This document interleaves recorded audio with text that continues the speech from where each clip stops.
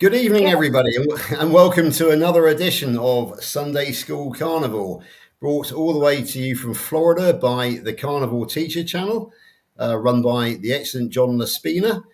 And regrettably, John can't be with us tonight because of which is very, very sad. Not quite as disastrous maybe as it sounds, because in fact he got in contact with us yesterday and he's been delayed by 6 hours, so he was unable to actually make it on time today. He should be just about arriving back in port in Florida even as we speak now. So best wishes, John. That's 2 weeks in a row that we haven't had the headmaster here, and while the cat's away, the mice may play. So we'll have some fun tonight, as we always do. As you know by now, my name is George. I'm your 59-year-old carnivore friend from the town of Bridgewater in Somerset. Briefly, I was very fat. Now I'm not. Then I had type 2 diabetes. Now I don't. I'm an ex-soldier, which I'm not anymore. However, there's maybe one or two things that I haven't actually mentioned about myself. And one of them is the fact that I was a Middle East specialist in the army. And I speak Arabic, and I was involved in the first Gulf War. I got myself involved by accident as a tourist in the 2011 Arabic Revolution in Cairo, and I studied Islam quite a lot. So that's an extra little additional fact that you didn't know about me. Now we'll move on to some housekeeping, and I'm absolutely thrilled to announce that it's been agreed that Stephanie is now a full-time staff member of Sunday School Carnivore. Basically, we've decided that we really can't live without her, because her administration skills are such that it just takes the pressure off me, because I have none at all when it comes to StreamYard, etc., etc. Actually, she had to show me tonight how I could read everybody in the chat, because I spent the last few weeks totally unaware of that fact. So anyway, what should we call Steph's role? Back when I was a kid, it would have been school secretary, maybe. I'm not sure what you have in America. Is it school administrator?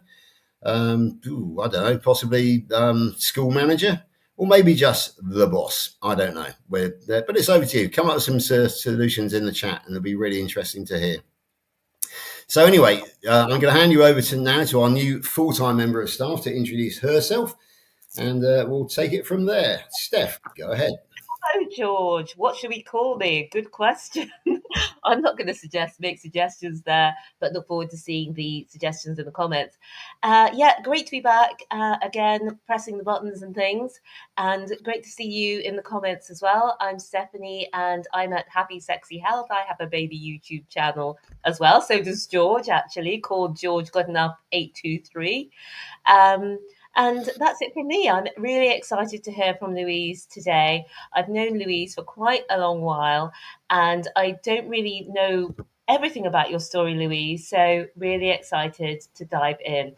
And we've got the Duckmeister back with us again, Rick, who I'm sure will be providing lots of great entertainment. Okay. Thanks. Absolutely. So I'm going to hand over to Rick in a second, but already Carl Day of the Primal Lifestyle has come up with an excellent title for Stephanie, which is The Enforcer. And I think that's about right. So maybe we shall know her as The Enforcer from now on. Yeah, very, very good, Carl. Anyway, so I'm next going to hand over to Rick, because Rick was with us last week, but I'd like to him to give a chance to introduce himself again, because after all, he's one of the least known carnivores in the carnivore world. I mean, it's very rare that he appears anywhere, isn't it? So yeah, some of you, there may be somebody living out in Mongolia who has never heard of Rick. So in the meantime, I'm going to hand you over to Rick to reintroduce himself. Well, that may be true.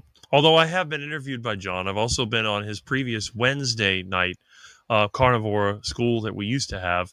And if you don't know who I am, all you have to do is look at Dave Mack's list of interviews, look for the very first one.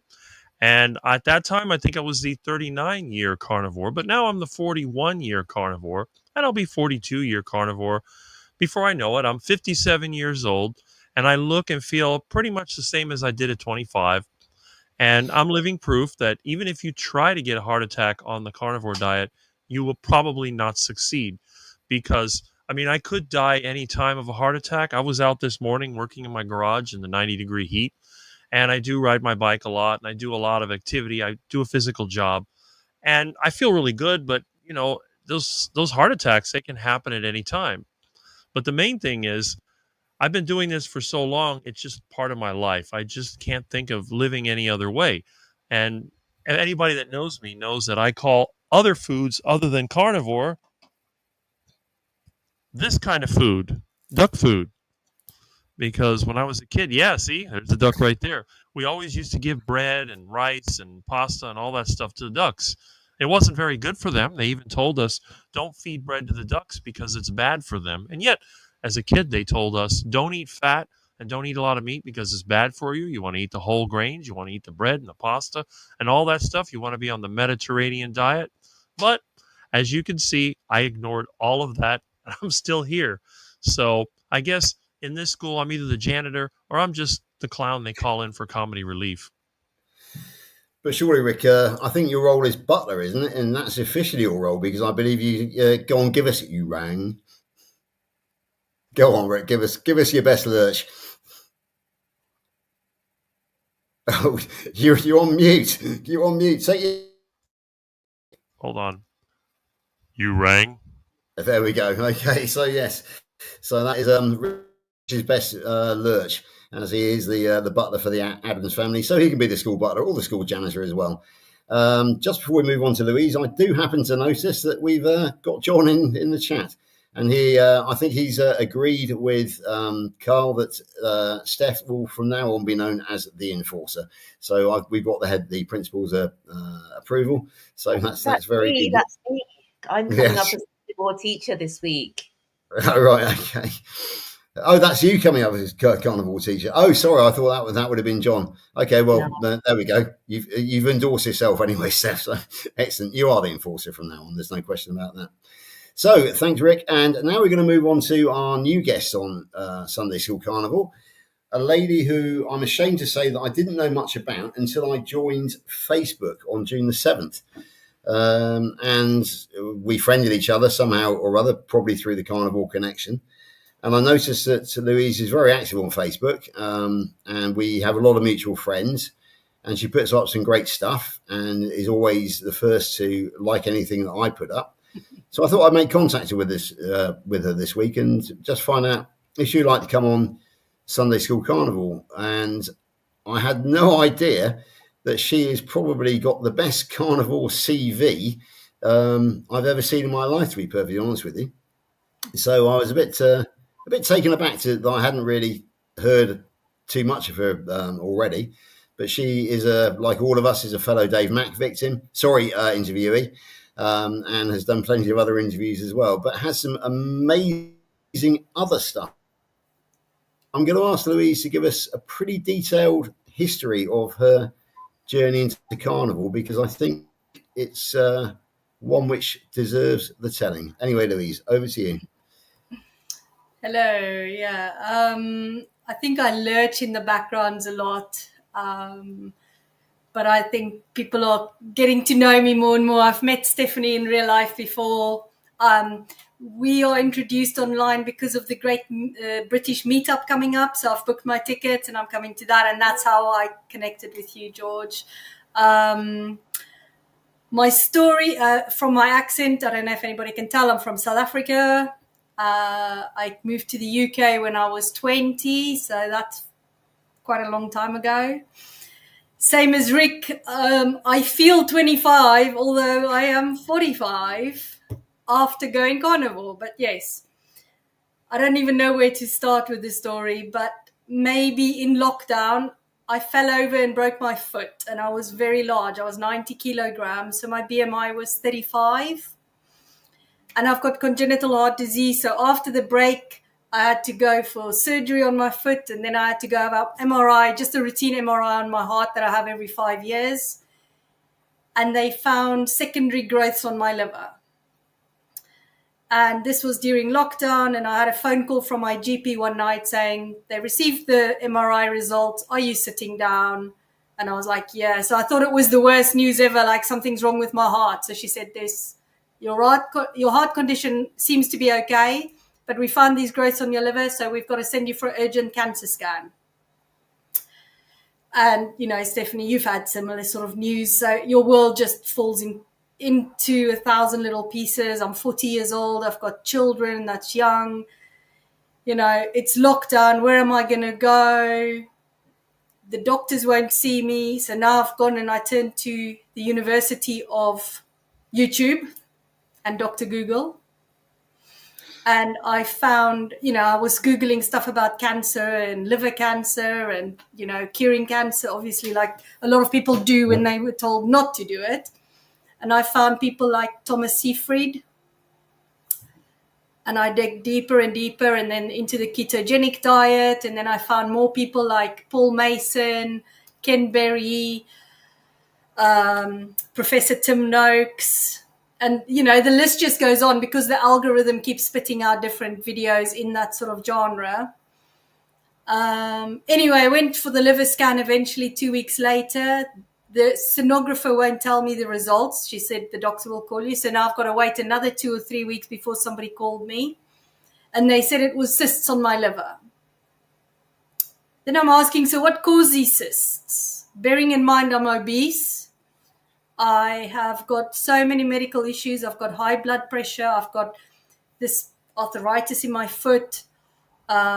I keep having headaches. I sleep terribly. You know, it's one of those lists of these ailments going on. I'm 40 years old and I feel 80 when I wake up in the mornings. So when I asked her what causes cysts, she was like, she just shrugged herself. Well, we don't really know. But you just have to keep out for the following symptoms, like if you get yellow or if you have pain and a few other things, sort of just very vague. But that could turn to cancer maybe one day. So it was just like, where do I go? You know, nobody can give me an answer. I don't know what caused these things. And I just realized this is not natural to have these things grow on your liver. Continued my search on YouTube and then just discovered to go keto, get myself into ketosis. Meantime, I had this broken foot sitting on the couch where I've just had surgery done and there was 3 metal plates, 13 screws in my foot, lockdown, I couldn't exercise, started eating very ketogenic, so less than 20 grams a day of carbs. So it was very animal-based, bearing in mind I was quite plant-based before that. I wouldn't eat butter, I wouldn't eat a piece of steak ever. It was just disgusting to me. So my ex-husband at the time, he would never have taken me out for a steak. I would have always had the vegan or vegetarian option of food. So sitting on this couch, I lost 30 kilograms. No exercise, just eating the proper human diet as such. Anyway, then it went deeper and deeper and I discovered that, you know, actually it could benefit my children as well. And my son, at the time, he was 4 or 5 and he was half deaf. So he had 50% hearing loss in both ears and he was wearing hearing aids. So I changed them to more meat heavy as well as time progressed. And he just one day said it was hurting so much, the hearing aids, that he couldn't wear them anymore. And this was still during lockdown. And went back eventually for tests. And his hearing was 100% normal now, in range. And I believe, because I've got no proof otherwise, that this high-fat animal-based diet has restored his health or his hearing, because I watched other videos on old men who was saying about their hearing being restored on carnivore keto. So I feel that that's contributed to his hearing restoration to 100% in normal range. So that's part of my story. Absolutely. Yeah, thanks, Zoe. Yeah, I was going to say that's a great introduction there. I happen to be a former diplomat. I used to work for the European Commission in Beirut, which was a very interesting part of my life. But I understand that you have a role as a diplomat as well, in not only in one organisation, but in fact in 2. I believe that you hold the position of ambassador for. Would you like to tell us about your diplomatic role within the carnivore community? Yeah, so that was going to bring me to the next part of the story. Was I found Dr. David Unwin doing a speech on one of the YouTube channels, and he was part of the PHC. And then I wanted to become more involved in this community because I was seeing all the health transformations of not just myself, but so many other people. And I wanted to become part of this movement and help. And then I became an ambassador for the PHC, and I've been to their conferences now. I volunteer. I am really playing a very active role inside the PHC and delivering the PHC courses at my local GP surgery, because my doctor found out about my health story through the GP that told me that I had these liver problems and that I've got on this ketogenic diet and I don't want to take statins because now my cholesterol is up. And because of my heart condition, I'm going to kill over. But my GP then, the head GP, so she's the practice lead or practice manager, not practice manager, I forget the name now, but she's the main GP there, main partner, yeah? Yeah. So she then realized, and she's like, I love David Unwin, he's amazing, and I want to meet him. And I was like, well, okay. And she wanted to have a discussion with me. And she's just such an advocate for the low-carb lifestyle for patients. And so we've been working together for over 2 years now, delivering these public health collaboration courses to the patients. But in the meantime, each year the Noakes Foundation comes to the PHC and they set up a stall. And then because I'm from South Africa, Tim Noakes, that connection, I can speak Afrikaans fluently. I connect with the staff members there, and we've become good friends. And then at the last PHC conference in London now, when we were there, they approached me and asked to become an ambassador for them as well. Oh, that's fantastic. So I've got my plate full of a lot of stuff. And then last week you just contacted me saying, can you come and speak on this? And I was like, yeah, sure. I just love spreading the truth as well, because I'm no medical professional, but I don't think we need to be to have the common sense of how this is all working in a biological level, that any human benefits from a low-carb real food diet. Yeah, very true. Absolutely. Yeah, so thanks for that. We'll come back to you in a second, Louise, because I mean, your story is going to be a lot more than what you've already told us. Because I would like to talk about is it Jackson, your son? Yeah. Yeah, and we'll come back to him. You sent me some excellent photographs of him. He's a lovely child, and with people like Lauren Tucker and Dr. Kiltz. And you said that Jackson absolutely loves Dr. Kiltz. Don't we all? Isn't he just such a lovable character? I'm so looking forward to going on with him on Friday, August 1st on the 6 a.m. meetup. Put a note in your diary, folks. And I'm fortunate enough to be traveling to America with him, courtesy of him, which we'll come back to later as well at the end of August. I see Papa Carnivore is here and our friend Mark is here. Steph, am I right in thinking that the real Carnivore teacher actually came in briefly? Am I right in thinking that? Yes. Absolutely. He did pop in and he says hello and he's looking forward to rejoining us next week. And we did have a question for Rick, very serious question here. Oh gosh, I can't find it now. But it is, where is your usual mate, Rick? Milton, where's Milton? That was it. Milton is actually on the floor. He got into some chicken scraps, and I don't know. He kind of disappeared, but he's in the room. He can pop up at any time.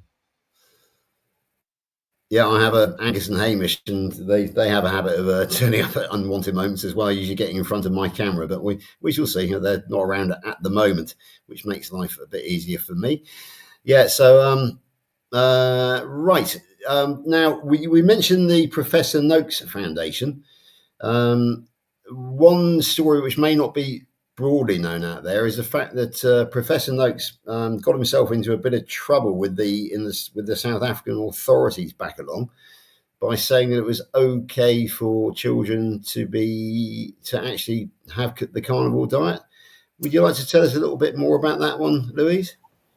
Yeah, it was a tweet that was posted, and the mother asked something about children, what's the best diet? I can't remember this quotes exactly, but he said something like it is fine to wean them on proper food. Like, I can't remember exactly the words because it became a very big law case in South Africa that lasted about 4 years. But all the evidence were out there. Zoe Harcombe went over to help him, a lady called Maria Stobros. You know, the people behind him gave their time for free to help him because this case was huge. He got struck off the medical, whatever he was on. His university, the Cape Town University, struck him off. You know, everybody was just going against him because initially he had advocated for a high-carb diet, and he was a marathon runner. So the story was huge back then. And it all because he done a tweet saying it was okay to wean children on proper food. I can't exactly remember what he tweeted. And that caused a big controversy. But in the end, he produced all this evidence with all the backup of all these professionals, like I said, Zoe Harcombe. And the defense had one piece of evidence that wasn't really evidence. It was just some sort of nonsense piece of paper. And they couldn't defend it. So he won it after 4 years of struggles. That caused him a lot of stress. But he could have gone one of two ways. He could have said, let's fight it or just leave it. But he thought it was so important, and it's changed the trajectory so that we are all in this space now of real food. If he didn't do that, I think it would have kept us back 20 years. So this law case has probably catapulted us into where we are now for that extra 20 years in advance, I would guess. Yeah, absolutely. And if I could just mention Zoe Harcombe, PhD, as well. She lives not far from Steph, actually, over in Wales. She is one of my favourite characters in our space. She's not carnivore, but she does advocate low carb. And two of my favourites are What About Fibre? Zoe Harcombe, What About Fibre? She was the one who convinced me finally that fibre was totally unnecessary. And also, Should We Be Vegan? She is absolutely hilarious when she speaks. So if anybody hasn't actually come across Zoe as yet, I can highly recommend that you go and track her down and track down those two videos in particular. But whenever she speaks, she's well worth listening to. She's Cardiff University, I think, so she's just up the road from Steph, literally. So it's a wonderful person. Yeah, Tim Noakes actually was originally a high carb athlete, wasn't he? He was a marathon runner, and he actually wrote a book in which he advocated high carbs, but he's had to retract that because did he not end up with type 2 diabetes even though he was doing everything right? Am I right in thinking that? Yeah, he developed type 2 diabetes. His dad developed it and died quite young from complications, and then he himself developed type 2 diabetes, and he didn't know why. But then he went and read, I think, the Atkins book, the new Atkins for the New You. And then it all made sense. And then he ripped up his book and he said, I was wrong. This is wrong and I'm sorry. So he's one of those people with integrity who is not afraid to admit he's wrong. But he wasn't malicious with it. He just didn't know. Like all of us, we didn't know. We were eating plant-based, or we were eating no saturated fat. We were doing everything that the government guidelines were telling us to do. And like I said, I've got heart disease. I'm born with congenital heart disease. I've had major surgery. So I was being extra careful. I was told not to have children, 3 children, lovely, lovely children later, because the medical systems has advanced in areas like that. But for chronic diseases caused by lifestyle, we just keep getting sicker and sicker. And I was on high blood pressure tablets, and there was no medication for obesity, is there? Like, what am I going to do for obesity? That's true. Yeah. Apart from fatty meat, as I've discovered. Exactly, but no, it's not in the food pyramid or the eat well plate, or as Zoe Harcombe will call it, the eat badly plate. So yeah, I was really careful because I've got heart disease. I don't want to contribute to it by eating wrong. Yet I'm eating low sugar, no fat, all the artificial stuff, obviously, from factories, which I didn't realize was ultra processed rubbish at the time. Yet I grew up on a farm, living the best life, eating from the land. And when I moved to the UK, the whole environment changed, and McDonald's became like, it's on every corner. And I started eating these things called crumpets, and my life just changed. Yet when I lived on the farm of the land, milking the cows, getting our eggs out of, the chicken coops in the morning, that was actually like God and nature intended. Yeah, exactly.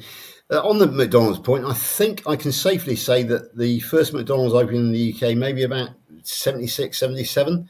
I can remember my first ever McDonald's, which was 1978, when I was spending a week with my sister in London.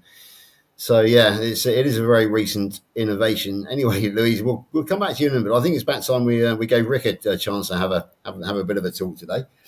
Rick, I was very disappointed with you yesterday because you did a Saturday live, but it was actually quite a short one for you. It was only 6.5 hours, so that was you. That came up on my feed today. I haven't had a chance to watch it all back as yet, but it will be keeping me company in the quiet times at work over the next couple of days.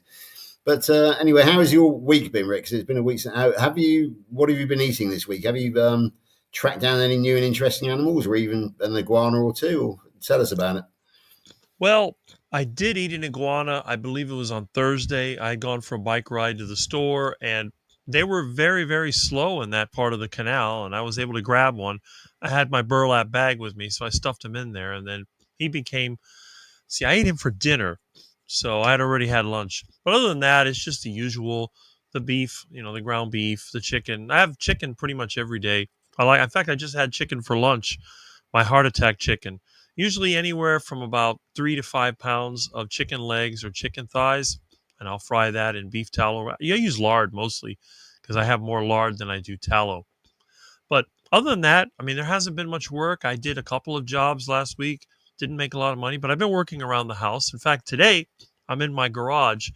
I'm trying to dig through 20 years worth of stuff that I've stored. I need a part for my truck, which nobody has. It's a flywheel for that engine. It was only made 1 or 2 years, and I have one. I've tried everything on the internet. I've tried junkyards. I've tried everything. No luck. So I have to go into that garage, which is a total disaster. And it's like 92, 93 degrees here, like it usually is. So I was sweating it out. But I came and ate lunch, and then I, changed my shirt, and I came here to go on the live. And then after the live is over, I'll be back outside doing the same thing. Thus is the story of my life. Even when I'm not working, I am working. Because besides my work, whether I'm fixing air conditioners, doing plumbing, electric, or cleaning or whatever, my own house always needs attention. So there's never a day when I just sit there. And again, I like to eat 3 times a day. I'm one of the few carnivores out there that doesn't fast, doesn't try to have 1 meal a day. Because if I ate 1 meal a day to satisfy myself, I would sleep 2 or 3 hours after the meal because I'd be eating 4 or 5 pounds of meat, and I'd be like a snake that just ate something and then falling asleep, or an alligator. So I like to split it up in 3 meals. But other than that, it's been a pretty standard week, and we did have a lot of rain at the beginning of the week. Now it's dry and hot, so it's a little of everything. And of course, I do drop into some of these awesome chats and lives, and just a typical week for me. Excellent, Rick. Okay, yeah, I find the iguana thing very fascinating, but the only problem is I'd love to eat one, but we don't have much of a population over here. However, I have discovered a population in the town of Bristol, which is in between where Steph and myself live. It's we live just either side of it, and I did go and look for one this week, and I hunted it down very carefully. I had it in my sights, but then the zookeeper saw me and called the police, so I had to run away very, very quickly indeed. So still no iguana for me, I'm afraid, but I can't see myself ever actually getting hold of one. Yeah, so I've had a fairly normal week as well, normal week at work, although I have resigned from work this week, actually. I've given a month's notice. Yeah, I know it's because I can no longer put up with the 60 hours a week in the job. It's quite a good job, but the 60 hours a week is just too much for me when I'm doing such things as this and heading off to America, and also trying to organise the Great British Meetup. However, I happen to know that Steph, had a bit of a big day yesterday because it's been all over Facebook. Now, you haven't told me anything about it other than the fact that you did it. Steph, would you like to tell us what you were up to yesterday? Yes, quickly scanning brain. But no, I think what you're talking about is, well, a couple of things, actually. My sister and I, we've started to get invited to speak about this way of eating, which is very, very exciting. You know, a lot of people of African descent in the UK are struggling very badly with health, type 2 diabetes, and so on. And so we were invited to do a talk to the African Heritage Alliance in Leicester yesterday. And there was great engagement, and people were really getting into it.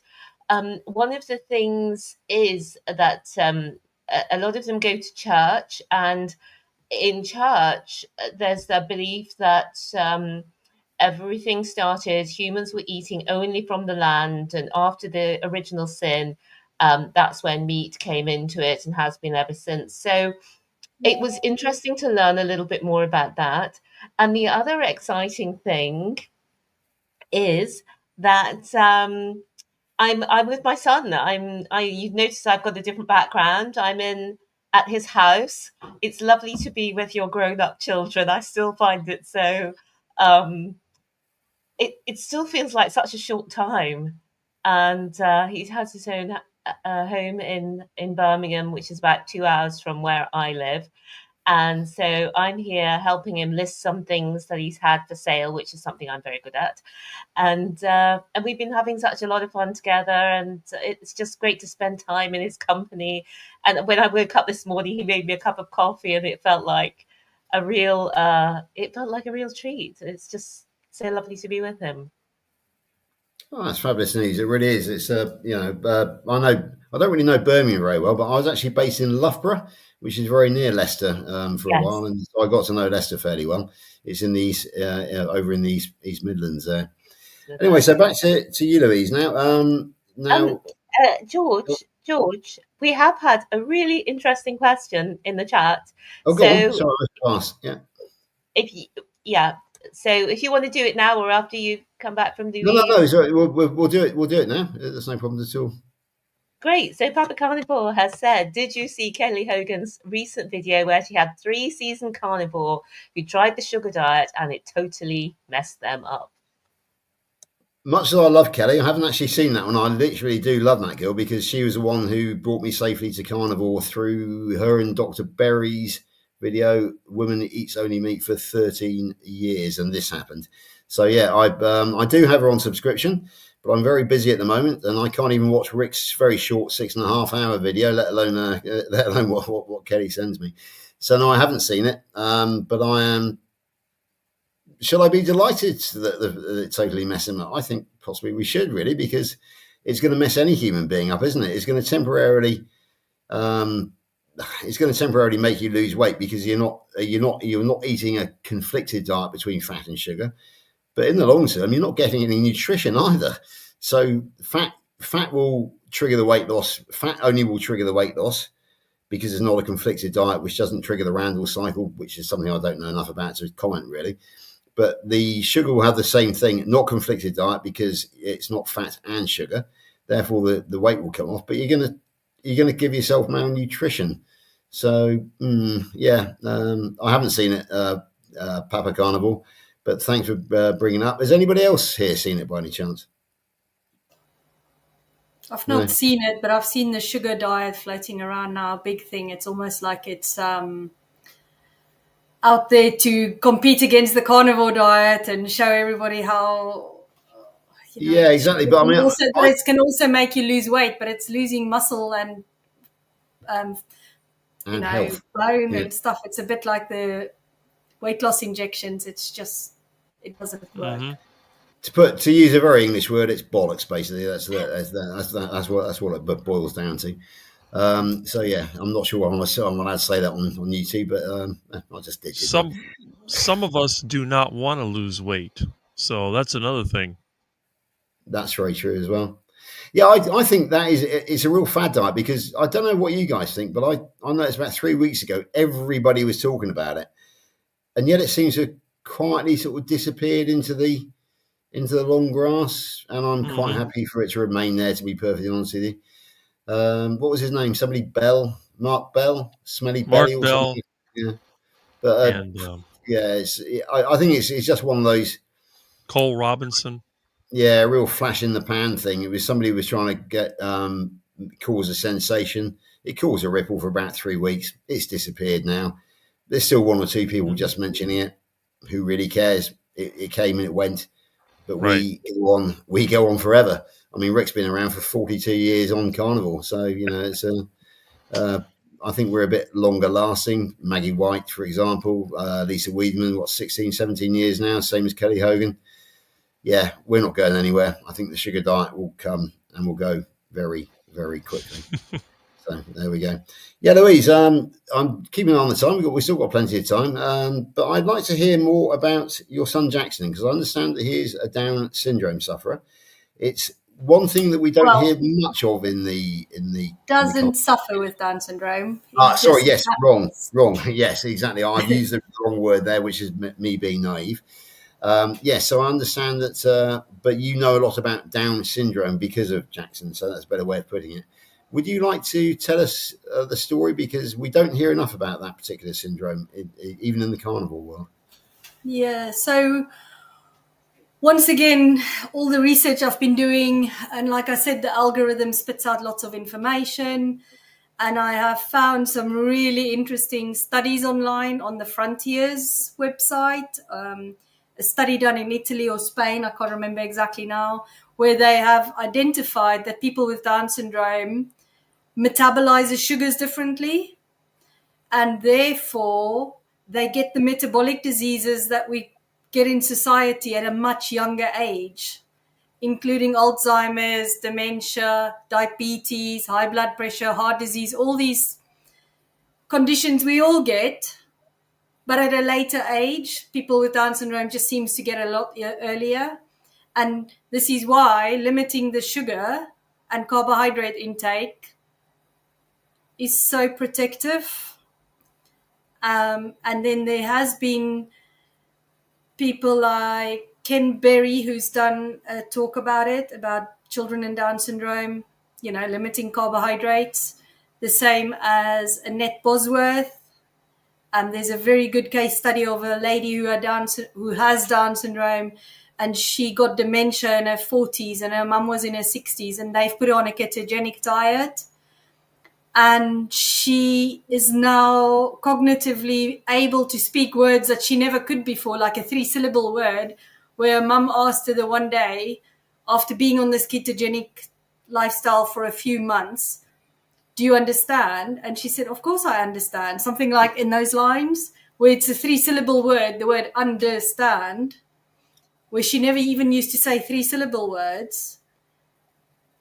And also Dr. Brett Scher, he's a cardiologist, he also talks about the case. So it is out there.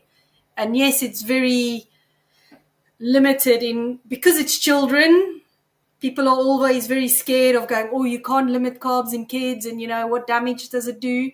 But I feel that why are they putting children with epilepsy on a ketogenic diet that's resistant to medication, yet they do amazing through their life?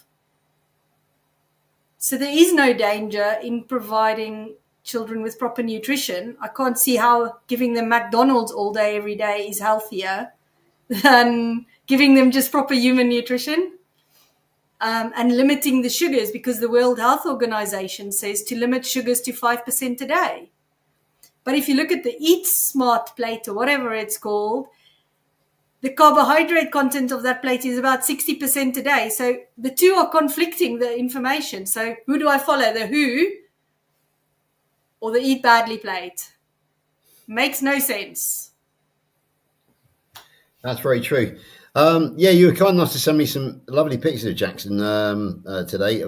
Sorry, on Thursday it was, in fact, and one of them was with Dr. Kiltz, who is my sponsor, and another one with Lauren Tucker. There's a bit of crossover there because Lauren was my second ever friend in the carnivore world back in October of 2023. She came shortly after Larry Allhands, carnivore soldier from Texas. So I did tell Lauren that you'd send me those photographs, and she said, "Oh, what a lovely." She went all gooey over Jackson. Remembered that very well. Yeah, so that was nice. Yeah, so there's one thing perhaps I should develop on there is the fact that myself and Steph are both doing the Dr. Kiltz Keto Carnivore coaching course. We're about 3 weeks into it now and having some great fun with Dr. Nelson. But Dr. Kiltz is kind enough to sponsor a VIP ticket to the Rendezvous City Beef Roundup for one of his listeners who entered the daily competition. I entered the daily competition, not really understanding what I was entering for, and Rick entered it as well. I also didn't see the end of the program because on account of the fact that I was working. So when Aliette emailed me that night to tell me I won a 3-day VIP pass worth $1,000 to the Rivers and Roundup, the Rendezvous City Roundup, I was a bit taken aback, to say the least. My first reaction was, I can't possibly do that because I live in England. But I've sought some advice from a great American friend of mine who happens to be in the conversation tonight, and was kind enough to send me some very reassuring information today. I fly from Heathrow into Denver, Colorado, and then I receive very detailed instructions how I am to get myself across Denver Airport to catch the connecting flight to Riverton. So yes, I'm on my way. The ticket is bought and paid for. The holiday in Riverton is bought and paid for. I now have the full instructions from my friend Mark. I've got no excuse now, have I? Really? I'm kind of committed. So I am coming to the USA I'm leaving on the 20th of August, arriving the 21st, and I'm spending 3 days in the company of Tyler McCann, who is the host. And I believe that I will get to meet the likes of, well, obviously I'll spend quite a lot of time with Dr. Kiltz because he is my sponsor. And I believe I get to meet the likes of Dr. Anthony Chafee and Dr. Sean O'Mara as well. What's happening in my life at the moment, folks, with the meetup, with the course, and with this amazing prize that I won, and also just doing Sunday School Carnivore. At the age of nearly 60, I am 60 on September the 2nd, and suddenly my life has taken on a whole new meaning. So it is just incredible. If you'd asked me even a few months ago, would I be doing all these wonderful things? I would have said, no, that's beyond me. But no, it's not, which is why I've handed in my notice at work. And I'm going to try and cobble together a bit of a living, if you like, with a bit of teaching, because I'm a qualified TEFL teacher as well. I can teach English as a foreign language. Steph is kindly teaching me how to use a computer, because this is a brand new computer I'm sat in front of, and she had to give me real big beginner steps to get me on Zoom and that sort of thing. So, and she's promised to help me out in the future as well. And I've got some other great friends out there. So that's really the big news from my neck of the woods. And so today is Sunday, and we've had the weekend. I went out and saw Ashley, the caterer, yesterday. He's really looking forward to it. For the meetup, and then I went shopping in the town of Glastonbury with my darling wife, Lainey. And retail therapy has to be one of her favourite hobbies, and I certainly came back with this brand new shirt, which is a bit of a different colour for me, because usually you'll see me in black or very dark blue. She has an excellent ankle bracelet, which is a witch theme. And we picked up a couple more prizes for the raffle at the meetup as well, a bit of Glastonbury merch, and a couple of other things that are great fun, basically. Glastonbury is great fun. I think Steph has been there and had some fun there. And so if anybody gets a chance to actually spend the day, for example, in Friday when you come down in Glastonbury, it is highly recommended. Today, I've had a fairly quiet day, getting the instructions about the Denver airport. And then we went to lunch at the local Turkish restaurant, where I had the mixed grill. And I was quite impressed, actually, because the poor waitress asked me, what would you want? Salad, you have salad. do you want the chips or the rice? And I said, don't want the salad, the chips, or the rice. To be fair, she pulled a face, and she was a new waitress because most of them know me down there. But to be fair, when it came back with the meat only, and the only thing they couldn't resist putting on was a whole roasted hot pepper. But I put that to one side and really, really enjoyed the meat only grill. And there was a bit of halloumi on there as well, the Greek cheese, or helim as it's known actually in Turkish, but I don't have a problem with eating a bit of grilled halloumi every now and again. So that was absolutely great fun. Has anybody else had anything special? We've already discussed with Rick. Steph, how have you been feeding yourself now that you're away from home over in Birmingham, for example? Well, the brilliant thing, George, is when you've got kids and you've brought them up, what we now realise, all wrong in terms of eating and food and so on. Luckily, I hadn't found out about vegetarian, vegan, and when Alex was growing up, he was eating a mixed diet, even though it wasn't ideal from what we now know. And, he's a young man now. He's an adult. It's so strange, as I say. He owns his own house, got his own job. He's his own person. And, I'm in his house and he's making meals for me. Anyway, that's not the story. The story is that, as you know, we do these 24-day resets where we help people get started with primal eating. And obviously, my sister and I would have loved if my son, her nephew, was part of that, and he was never very keen, but he's actually doing it now, and he's found it very, very good. And for him, he didn't need to lose a huge amount, but he's lost quite a lot of weight in the first few weeks, and he's also feeling a bit better, and he seems to have taken to it. So what I'm trying to get round to is he's been catering for me in Primal, in fact, it's Carnivore. And he invited my mum over, his favourite, his nanny. She came over for lunch as well. And so he made lunch for both of us. And he did a little bit of avocado for her as well, because she's gone low carb as well, George, because when people go to the doctor and they're told, oh, she's got, I would say, pre-diabetic. It sometimes is in the pre-diabetic range, or A1C, and sometimes not. But she's got glaucoma, and it was to the stage where they were lasering her eyes. I didn't know this before it happened. Otherwise, I would advise her not to do that. But the doctor just said, come back when it gets worse and we'll see what we can do, because there's actually nothing that they can offer now. I mean, he didn't say there's nothing we can offer now. He just said that's what he said. And so, obviously I said to Mum about going low carb, and she got straight onto it, because I think for most of us, well, certainly in my family, we know what type 2 diabetes looks like, because all of the grandparents have had it, and they've had all of the a lot of complications that come alongside it over many, many, many, many, many, many years. And so none of us want to go in that direction. And so for me, seeing Alex, my son, now, being enthusiastic in coming along to carnivore or even ketovore way of eating is just so good for the soul. I'm so delighted. So I've been able to eat right on plan, George, is the short answer to your question. That's absolutely great. Now, talking about eating, you might remember we had a bit of a conversation the other night, Steph, not on YouTube, but it wasn't StreamYard, in fact, about how I eat at work. Now, Rick might have some of the comment on this, because you eat 3 meals a day and you're often at work.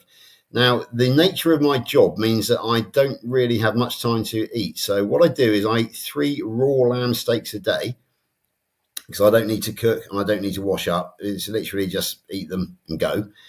But because of the nature of my workspace, if I sit on a chair, my worktop is up there, so I actually have to stand to write anything as well. So I actually have to stand to eat. Now, I have a theory that maybe standing might actually aid digestion because of gravity. So I've noticed that since I've been in this job for the last 6 months, that is really, in eating raw, that is really when my final sort of push towards optimal health took place, because I lost a further 14 pounds in weight or thereabouts. And I'm feeling a lot more energetic, and the gastrointestinal health just seems to be pretty much perfect now, to be perfectly honest with you. Rick, you often, I imagine, eat on the move. I know that you often cook underneath the hood on the engine. Do you find yourself standing to eat at all, or eating under strange circumstances on the road? Yeah, it depends. Sometimes I'll eat while driving, but I have eaten straight standing next to my truck, eating off the engine. So I've had times where I stop and then I'll remove the container, because it's basically attached to the exhaust manifold, and you put your steak in there. I use these stainless steel containers. I make them myself with a pressure washer. They're like a clamshell. So you can get regular steel or stainless steel, and you give it a lot of pressure inside of a wooden mold and expands. And then when you clamp it together, it fits together. The only thing is that it will expand when you're driving. Sometimes you'll have liquid squirt out, or, but when it smells good, usually the steam will come out and it smells good. And sometimes I'll stop. Sometimes I'll eat inside the truck. But a lot of times when you're in the sun, for example, it's way too hot. So what I'll do, I'll just take the food over to a tree or something like that. And sometimes I'll just put the container on the branch and eat from there. Sometimes I'll just put on a glove and eat from it while I'm walking around. In fact, was a couple weeks ago, we were putting in a fence, and I was eating while we were taking the measurements. So what I did, I didn't really want to take time to eat. So we had the measuring tape out, and then we were putting in the flags where the measurement would be. And I had in one hand the flags, and the other hand I had my food, and I was eating and was taking them out, and we were putting them in. I've also eaten while I'm working. Like if I worked on an air conditioner and I cleaned it out, I turn it back on. I want to make sure that it's not leaking. So I'll sit there. Sometimes I'll just sit on the floor and eat. And the way that I sit, I actually squat down like a little kid would sit, and I'll eat like that. Sometimes I'll eat standing up. I've never seen any difference whether I'm eating while standing. Sometimes when I work in my shop, I eat while standing because maybe I'm assembling something and, I have my food nearby. The thing about me is that once I cook my food, I don't like it to sit, and I don't have any leftovers. That's another thing about me. I cook only as much as I'm going to eat. If I cook a little extra, I eat a little extra. If I cook a little less, then I'll wait till the next meal. And I have a 3-meal-a-day window. So when I get up in the morning, first thing I do, as soon as I get out of bed, I put the eggs on the stove, put the meat on the stove, and whatever else I'm going to have. And then while I'm getting ready, the food is cooking. Then I'll eat that. I'll leave the house, go to work. Lunch can be any time from before noon to 1 o'clock, somewhere around there, maybe a little after 2. And that's it. And then dinner is generally between 6 and 8. So usually I'll start my dinner when I take my shower. By the time I get out of the shower, it's probably half done. And then it's usually going to be either ground beef, or it's going to be, I like to have the chicken for lunch. Usually I'll have beef for dinner. And I do like to have some beef with breakfast, or bacon, or whatever meat I have. Sometimes I'll have pork for dinner. But it's really simple, because when I go to work, I carry a cooler. That's it. And there's usually raw meat in the cooler. Now, sometimes I've actually eaten raw meat. I don't eat raw pork. I don't eat raw chicken. I don't eat raw duck or iguana. However, I have had a lot of raw beef and beef liver over the years. I've always found the beef to be safe. There are certain seafoods that I will eat raw, but I usually freeze them first for several days to try to kill any parasites. But generally, it's beef. And like I said, if I'm going to drive somewhere, let's say that I'm doing a lot of work in different locations. Maybe I'm doing an air conditioner in one place. Maybe I'm doing electrical in another. You sit in traffic here a lot. So when I know that it's lunchtime and I'm going to move, I'll go ahead and put the meat in the container on the engine. And sometimes the engine's already warm from when it was running earlier. And then as it warms up, then I drive, it heats up. It usually takes about anywhere from 20 minutes to an hour to fully cook a piece of meat depending on how thick it is. But with the experience I have, I know that thinner pieces cook faster. If I'm going to have a long drive, I'll go for a thicker piece. And I don't think I've never had one burn, and I've never had one where it didn't cook. So it's very simple. For me, it's a lot easier than having to go and look for somewhere to eat. I work with people, I need to find some place to eat. And they'll look for the McDonald's or the Burger King or the Popeyes or whatever else they go to. I don't have to worry about that. And even when I'm not near my truck, if I'm working with, let's say, a bulldozer, bobcat, or excavator, they all have an engine. So I just take my container and I open it up and I look, and where can I put it? And then I'll clamp it down and it'll be ready. So, I mean, the only thing is with the bobcat, it's a little bumpy. So you got to make sure the lid stays on, because sometimes the food will pop out. And that's really bad, because where's my lunch? And you look at it's on the ground in the dirt somewhere, flat as a pancake. But most of the time, with the correct care, it's very easy to eat and it's very convenient. Brilliant. We're running fairly short of time, but I noticed there's an interesting question. Steph, can you read the question? What is the question that's come up? Okay, so George, have you seen anything from anthropology that speaks against sitting? I can't recall a specific article about it, but I remember reading that we're not meant to sit, and that's from the Feral Grandma. That's a great question, because it was something I was going to bring up fairly shortly. I don't know is the answer to that, but how natural are chairs? Actual chairs? They're fairly recent, aren't they? Dining chairs.